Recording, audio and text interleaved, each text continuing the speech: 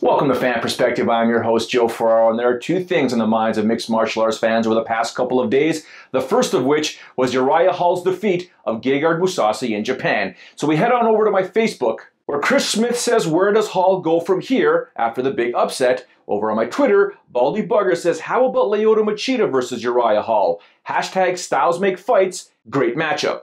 Now, I'm not too sure about the Lyoto Machida matchup just yet. You know who I'd like prime time to see, though? I'd like to see him take on Tim Kennedy. Let's get Tim Kennedy back into the octagon. If not, what about Thales Leites? You know, Thales and Uriah, they're close in the rankings. I think it's a pretty good fight for both guys. Move on to our second topic, which is the UFC's announcement that next year in April, they have pre-booked Madison Square Garden for an event. So we head on over to my Twitter, where JTrong008 says it's nice that the UFC scrapped plans for a 2015 card in Toronto for a 2016 event at MSG. Hashtag, what's up with that? Keith Koish says, is the UFC in New York really a big deal? It's the matchups I'm paying to see, not the venue, unless it's them coming back to Calgary.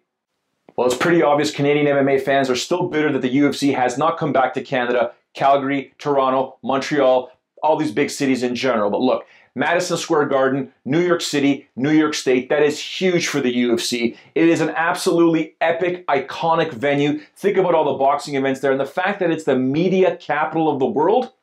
Yeah, the UFC definitely needs to be there. And they're making a statement here saying, look, New York State, you're the only state out there that hasn't sanctioned or regulated MMA, yet there are MMA events in your state. Come on, let's get together here. All right, I'd love to hear your thoughts. Make sure you hit me up on social media, whether it's on Facebook, Instagram, or on Twitter. Thank you very much for watching. Ciao for now.